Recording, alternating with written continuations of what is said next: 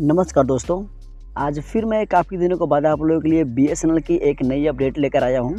अगर आप बीएसएनएल का सिम चलाते हैं, बीएसएनएल यूज़र हैं और आपके एरिया में बीएसएनएल का नेटवर्क जो है बहुत प्रॉब्लम दिखा रही है, यानी कि बहुत प्रॉब्लम देखने को मिल रही है।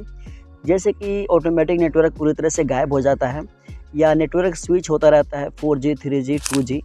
तो इन सभी टॉपिक को आज हम इस वीडियो में कवर करेंगे कि ऐसा क्यों हो रहा है और इसका सोल्यूशन क्या है। और हम इस वीडियो में ये भी बात करने वाले हैं कि अगर आप सोच रहे हैं कि बीएसएनएल से एग्जिट होने के लिए, यानी बीएसएनएल को छोड़ के किसी और कंपनी में पोर्ट कराने के लिए, तो आप ऐसा मत सोचिए, क्योंकि आने वाले टाइम में बीएसएनएल वेस्ट होने वाला है। और ये कैसे वेस्ट होने वाला है इसके बारे में हम आगे बात करेंगे, और बीएसएनएल क्या नया इसमें ऐड किया है इसके बारे में भी हम इस वीडियो में बात करेंगे। तो चलिए हम इस वीडियो को बिना किसी देरी के आगे बढ़ाते हैं।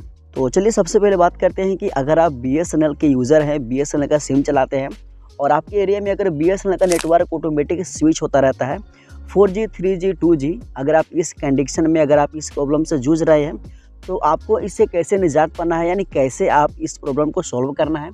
देखिए, सबसे पहले तो आपको बता दें कि ये ऑटोमेटिक नेटवर्क स्विच होने की प्रॉब्लम सब जगहों पे देखने को नहीं मिलती है, क्योंकि अभी कुछ दिनों से कुछ भाई लोग मुझे कमेंट कर रहे थे कि उनके एरिया में बीएसएनएल ऑटोमेटिक नेटवर्क स्विच होता है 4G, 3G, 2G, बट अभी के टाइम पे, यानी कि लमसम 2 हफ्ते हो गए, उनके एरिया में ये प्रॉब्लम ऑटोमेटिक सॉल्व हो गए, यानी ऑटोमेटिक नेटवर्क स्विच होने की प्रॉब्लम हमेशा के लिए ख़त्म हो गया। अब ये होता कैसे है, अगर आपके एरिया में अगर 5G की टेस्टिंग या फिर 4G की टेस्टिंग चलती है, इस दौरान आपका नेटवर्क ऑटोमेटिक स्विच होता रहता है। तो ये है इस प्रॉब्लम का जड़, जहाँ से ये प्रॉब्लम शुरू होती है। अगर आपके एरिया में किसी भी नेटवर्क की टेस्टिंग चलती है 4G या फिर 5G, तो इस दौरान आपको देखने को मिलती है ऑटोमेटिक नेटवर्क स्विच होने की प्रॉब्लम।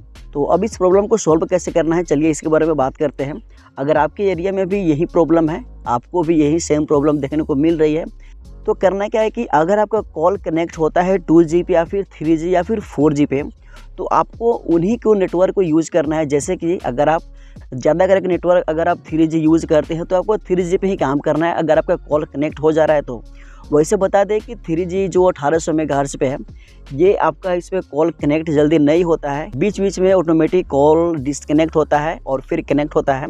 बट अगर ये प्रॉब्लम कुछ दिनों के लिए है, आप कस्टमर केयर में बात कर सकते हैं ये प्रॉब्लम कब तक सॉल्व होता है। तो आप सिर्फ 3G को यूज़ कीजिए। अगर आप 4G पे यूज़ करना चाहते हैं, अगर 4G की टेस्टिंग चल रही है, तो आप उस दौरान 4G को यूज़ नहीं कर सकते हैं जब तक कि आपके एरिया में 4G सही तरह से टेस्टिंग पास ना हो जाए। अब चलिए बात करते हैं कि अगर आप बीएसएनएल यूज़र हैं, अगर आप सोच रहे हैं बीएसएनएल से एग्जिट होने के लिए, बीएसएनएल को छोड़ने के लिए, तो बता दें कि बीएसएनएल से पोर्ट आउट करने से पहले इस बात को ज़रूर ध्यान रखिएगा कि आने वाले टाइम में बीएसएनएल एक बेस्ट सर्विस हमें देने वाला है। क्योंकि आपको तो पता है कि बीएसएनएल को इस फील्ड में रहना बहुत ज़रूरी है। अगर बीएसएनएल नहीं रहता है, तो यहाँ बाकी सारे प्राइवेट कंपनियों की मनमानी और भी ज़्यादा होगी, जिसमें कि बीएसएनएल सबसे बड़ा हमें यहाँ पे बेनिफिट दे रहा है। और आने वाला टाइम में भी सब कुछ जो भी इनका नेटवर्क है, जो भी इनका सर्विस है, हमें अच्छी तरह से देखने को मिल जाएंगे और हम उसे आसानी से यूज़ कर लेंगे। तो अगर आप सोच रहे हैं बीएसएनएल से पोर्ट आउट करने के लिए, तो आप वेट कीजिए थोड़ा समय के लिए, जब तक इनका टारगेट पूरा होने का टाइम ना होता है।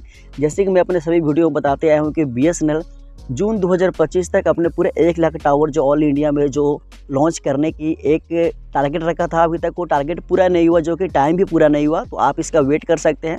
उसके बाद बीएसएनएल क्या करता है, आपको तो इस चैनल पे हमेशा बीएसएनएल से रिलेटेड सभी अपडेट देखने को मिलते रहेंगे। बट अगर आप अभी सोच रहे हैं पोर्ट आउट करने के लिए, तो आप पोर्ट आउट ना करें। बीएसएनएल वेस्ट है और वेस्ट सर्विस हमें देने वाला है। क्योंकि वैसे तो हम सबको पता है कि सभी के डिवाइस में एक सिम तो होता नहीं है। अगर आप बीएसएनएल का सिम चलाते हैं, तो वीआई भी रखे होंगे या फिर एयरटेल या फिर जियो भी रखे होंगे। तो आप कुछ टाइम के लिए बीएसएनएल को रखते हुए आप किसी और प्राइवेट कंपनी को थोड़ा दिन के लिए यूज़ कीजिए। बट अगर आपके एरिया में बीएसएनएल बढ़िया नेटवर्क, बढ़िया परफॉर्म दिखा रही है, तो आप बीएसएनएल को भी यूज कर सकते हैं। और दोस्तों बता दें कि बाकी सभी जगहों पे जो बीएसएनएल की 5G की टेस्टिंग चल रही है, वो टेस्टिंग लमसम पास होने वाला है। और इसके बारे में हम नेक्स्ट वीडियो में उसकी अपडेट देंगे कि कहाँ कहाँ पे बीएसएनएल की 5G टेस्टिंग पास हो चुकी है और कहाँ कहाँ पे अभी टेस्टिंग चल रही है, जिसमें कि और भी शहर और भी इसमें राज्य ऐड हुए हैं जहाँ पे बीएसएनएल की 5G टेस्टिंग चलने वाली है और जो फिलहाल में चल रही है, और जहाँ पे कम्प्लीटली पूरी तरह से लॉन्च होने के लिए तैयार है।